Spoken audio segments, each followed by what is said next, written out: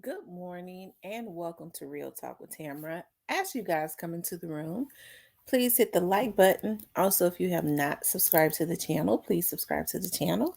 I want you guys to know how much I appreciate you guys, all of the subscribers, all of the subscribers that are choosing to subscribe, all of the ones that have been here with me from the very start. I want you guys to know that I appreciate you so much, okay? If you would like to support the channel, you can definitely support the channel via Cash App, okay? Um this morning, let's see, I'm up at 3:30 a.m. and I just happened to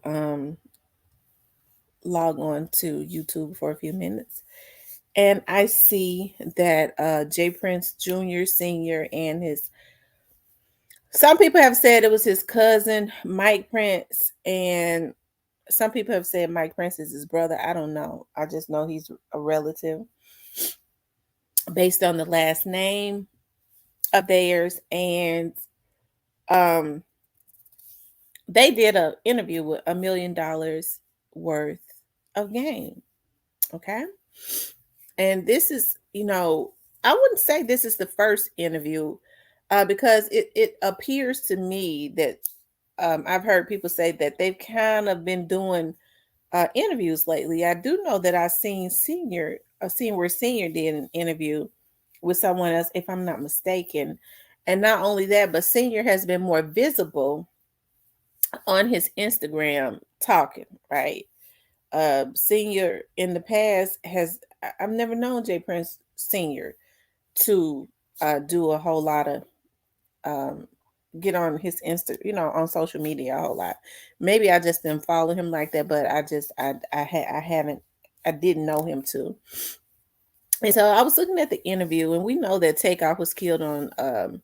Unfortunately, he met a untimely demise on November 1st, 2022. He was in Houston. They was partying with the Princes. Now, there have been many rumors about what happened, but the great thing about it is, it was unfortunate. And then I mean, the great thing is not being unfortunate, but I was getting ready to say something else. It's unfortunate that Takeoff lost his life, but the great thing is that um, we had some video that J. Prince Senior had said from the very beginning that he did not like. Right? He didn't like the fact that that was recorded, but if it had not been recorded, we had the opportunity to see um, that there was possibly some corruption that had gone on in the past, and we had the opportunity to see how they was quickly trying to change the narrative. um, if there had not been video, I do believe that people would have been paid off or intimidated into saying that somebody else did it because they was trying to point the finger at MIGOS fans. Now, if people don't believe that that can happen, I'm reminded of a case. I know a lot of people know these rappers. C Murder case, and there was another rapper that I actually did an interview with that served 21 years in jail. His name is Mac, that was on No Limit, McKinley Phelps, for a crime he did not commit because they was coerced into, witnesses was coerced into and threatened into saying that he did it, right? I do believe, and the same with C Murder, even though C Murder was there and it came from his camp. Trust me when I tell you, I've had the opportunity to look into it myself.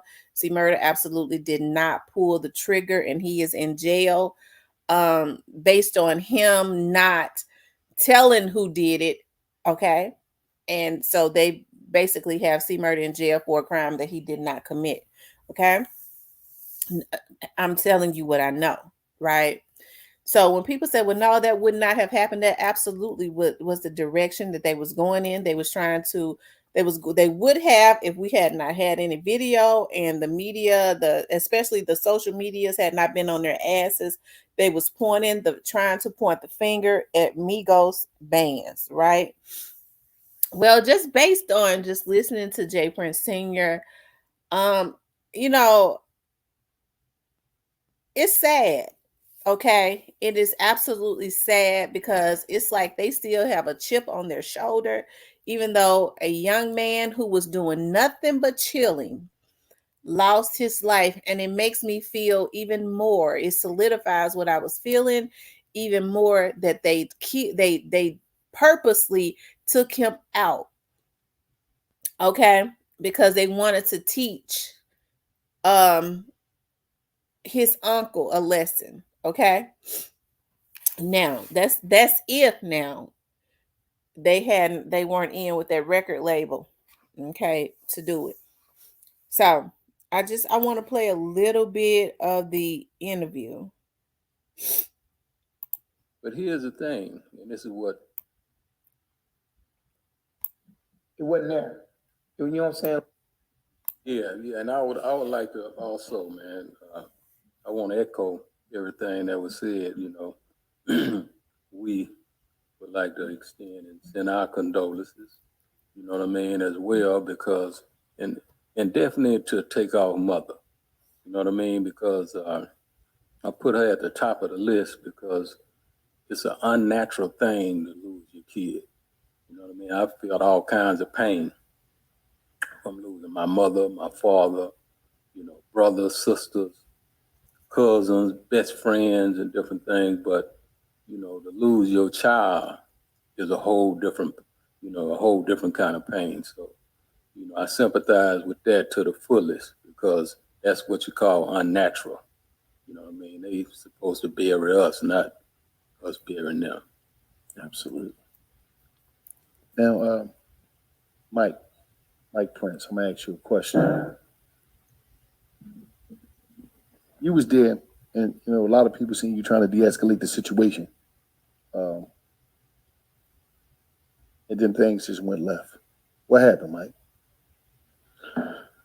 Well, it really it really wasn't a situation to escalate because it wasn't there. You know what I'm saying? Like it looked like it looked, but it really wasn't that type of situation. You know what I'm saying? That's why I even asked myself that today, like it wasn't even there. You know what I'm saying? Okay, so what he's basically trying to do is put into the atmosphere that we didn't see and hear what we saw and hear and heard. I mean, that's basically what he's trying to do. He's trying to say we didn't see um what we saw and heard. Okay. I mean, like we from the cuts. You know when certain things are what it is. You know what I'm saying? And because you had so many years of looking and seeing and feeling and dealing. You know what I'm saying? And it wasn't even that. You know what I'm saying? I mean, like, it was really a beautiful night. You know what I'm saying? We all family, we enjoying, everybody kicking it. You know what I'm saying? It wasn't a situation that it turned out to be. You know what I'm saying? So, me saying I'm de-escalating, I'm basically just telling nephew, like, hey, it ain't worth talking about. He's like, man, you want to talk about basketball? It ain't. Leave it alone. Stop talking about it. Period. Like, stop talking about basketball. You don't want to talk about basketball? Stop. Like, it wasn't about no dice game. You know what I'm saying? It wasn't about no gambling. It wasn't about none of the things that the media and all these, we call them media whores, just trying to capitalize and draw a story that wasn't there. Because we had already been outside a period of time before that other conversation started. You know what I'm saying? I mean, the homies, everybody went outside to smoke. You know what I'm saying? We just sit back chilling. Then, we gonna talk. They talk basketball. You know what I'm saying? Just nigga shit. You know what I'm saying? I mean, so it wasn't that type of situation or that type of energy to where you would feel like something had escalated to where it was supposed to be a problem. So okay, so to the people that say, okay, Prince family been doing this for years. Been bringing people down. They've been hosting them. Nothing like this ever happened. You feel what I'm saying? What about the people that feel like still nothing should have happened because they was with the Prince family, and the Prince family is well respected. Nothing should have happened. What do you say to that? What I would say to that is, you know, I have a track record, man, and the Prince family have a track record of 30 plus years of, you know what I mean, honoring and loving on our guests and being with our guests, and no shit like this never happened. But here's the thing, and this is what people don't understand. Uh, we ain't never had nobody to attack us. You know what I mean? You know, when a man attack. Okay, so now he's trying to justify, and he's doing it with arrogance. Okay? He's not sorry about what they did to Takeoff because there is no excuse for what happened. A situation with a weapon, then, you know, it become a playing field where, you know, any and everything goes. So that's what we're dealing with right here. And that's the root of this situation. And he didn't attack the Prince family, but he attacked, you know, people that we know, and it was totally unnecessary. You know what I mean? For you to attack a man with a weapon. So that's why it is a beautiful thing that, the video that he did not want us to see, we had the opportunity to see that Quavo and Migos actually tried to walk away, and we see how he's trying to flip the narrative because they was actually attacked as they walked away. They tried to leave it where it was, and here this man is trying to tell us that we did not see what we saw. But thank God for Jesus. Okay, I digress. Because what that's gonna do is put a man in a position where he wanna protect himself, and that was the root of igniting this gunplay. But to clarify it real quick so they can understand, we're not talking about Takeoff attacking nobody. No, not at all. Just so they can Yeah, understand. no, not at all. Not Takeoff and not nobody from Houston, you know, attack nobody until, you know, the homie that was with them would take off them, whatever his name may be. You know, he giving all kinds of statements on this police report we have, so we can read his name and everything, because he put himself in a position where he's cooperating and telling a lot of different lies. So okay, so now what he's trying to do is make people look at probably Migos bands in a certain way, because he's telling the truth. But you heard him say he's basically trying to let people know he ain't gangster. He's cooperating with the police. Migos band's loyalty will always be to Takeoff. But that's something he's trying to put into the atmosphere, I guess, to make certain street dudes who are ignorant look at him a certain way. But anybody with sense saying he doing the right thing. Rest in peace to Takeoff. But we see that this man right here is trying to paint a narrative. He don't give a damn about Takeoff. He trying to ignite something negative energy as it relates to Migos bands cooperating and telling the police what really happened. we may as well shine the light on the real root to the issue, which is this homie, you know what I mean, in this paperwork. So as everybody can see on the video, you know, this dude, without having a green light from Offset, nobody told this man to, you know what I mean, attack somebody and, you know, Quavo, I mean, you know what I mean, nobody gave him. Offset is already at the top of his brain, which means he's ready to he didn't even have enough respect to remember it was Quavo. Offset is at the top of his brain already, okay, which means he's probably ready to disrespect him. But I digress. A green light to attack, you know, a 5'2" guy, you know, this is a big nigga, you know what I mean? So I guess he felt like, you know, the little homie is somebody he can just hit and knock out and different things like that. And it was a wrong thing to do, man. And it was an embarrassing thing to do because it was, you know, like Mike said, it was so unnecessary. It wasn't even that type of atmosphere. You know, y'all talking about a basketball game. You know what I mean? A 2-on-2, playing a 2-on-2, and now you turn a misdemeanor into a felony. Okay. this man is sick. You know, I guess I'll play the rest of it, but this a little bit of the rest of it. This man is sick on so many levels. This man is sitting here basically gloating about what they did. You did this to us. We taught you a lesson. Okay. That's basically, in other words, what he's saying. We taught you a lesson. Who gave you the green light? You turn a misdemeanor into a felony. And you could tell that his son is sitting at the end of the table, very uncomfortable. Because his dad ain't doing nothing but making it worse. Simply because he has no remorse for what has happened.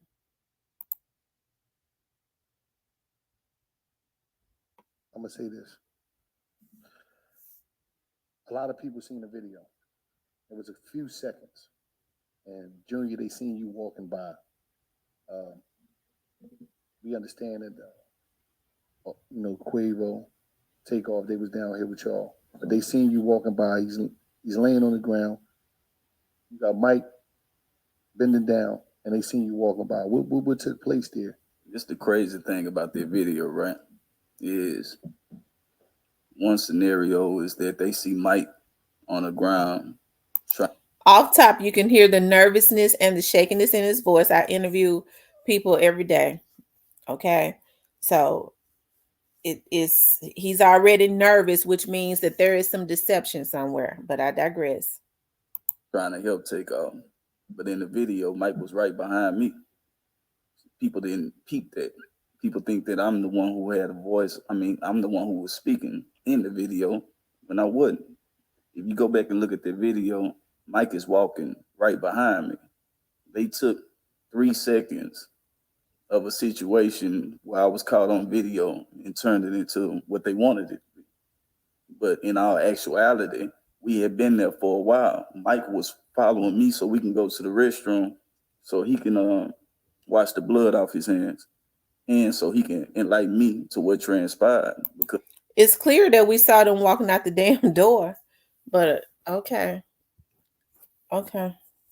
I digress. Because I wasn't even out there when this transpired. I was inside paying a bill. So I had no knowledge of what had transpired out. So they got a high-priced attorney, because that's the first thing I do. Work for attorneys. I interview suspects, witnesses, whatever, all the time. And the first thing an attorney will say is, you make sure you tell them you was nowhere in the vicinity. You don't know what happened, but I digress. Outside. As I'm walking I had just got done paying the bill. As I'm walking to the door, I hear gunshots. And then I also hear bullets coming through the glass. So I got out the way because I was almost at the door. So I end up getting out the way. And sadly, what had taken place had taken place.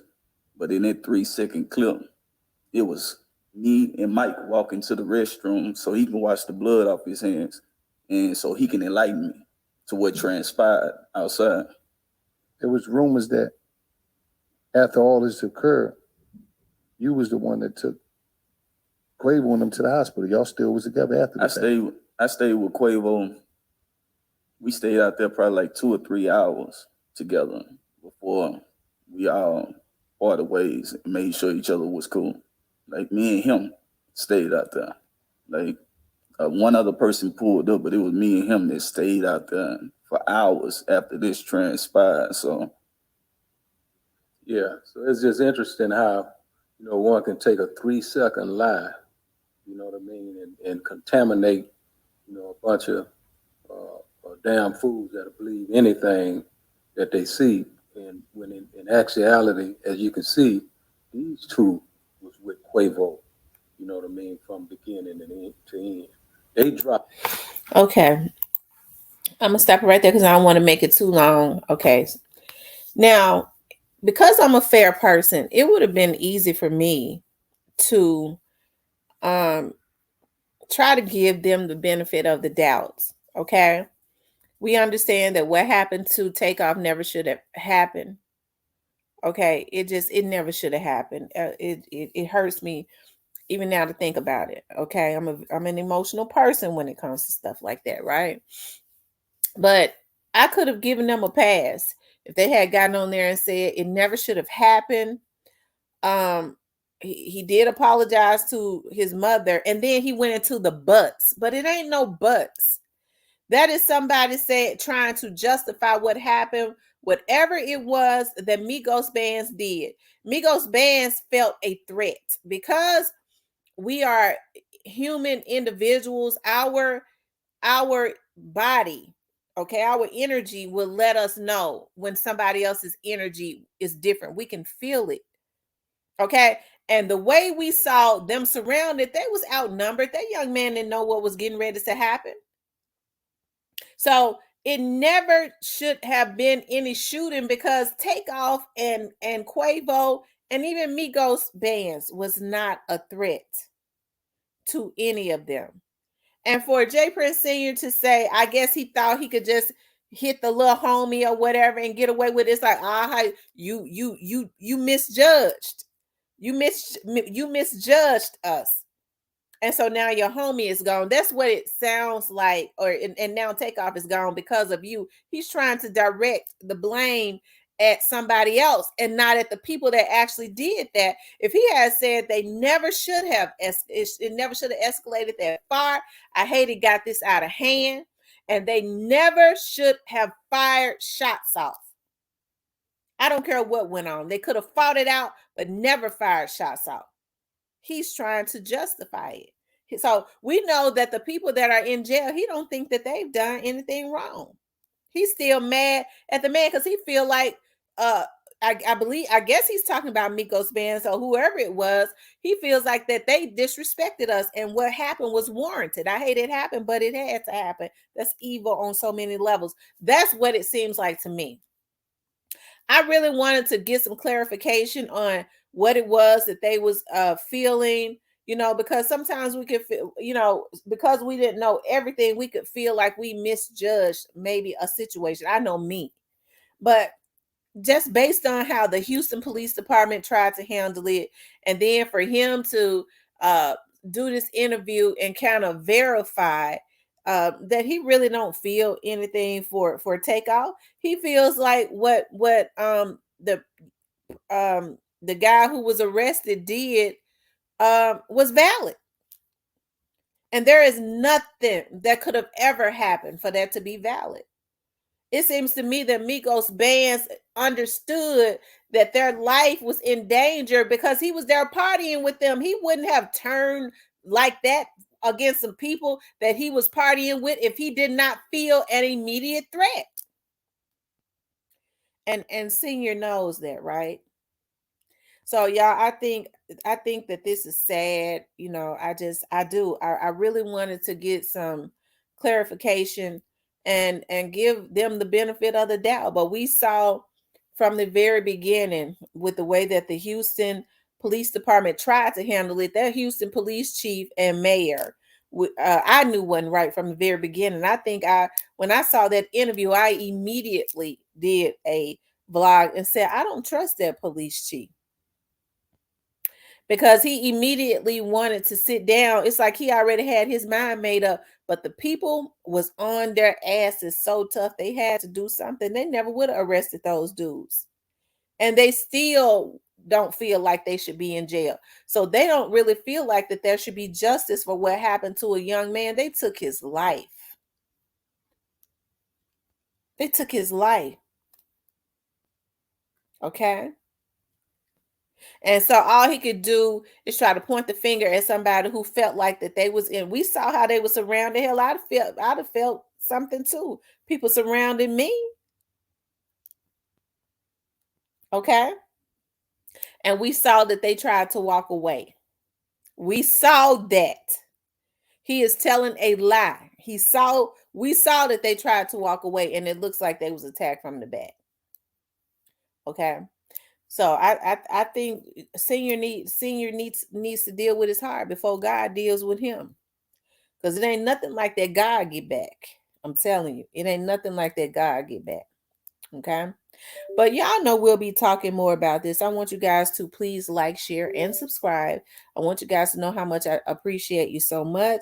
Please hit the like button. Please hit the subscription button. We're going to do some more. We're going to talk about this some more, okay? Because the interview was like an hour. but I definitely wanted that, just kind of blew me away. Okay. If you would like to support the channel, you could do it via Super Thanks or Cash App. Okay. I'll talk with you guys later.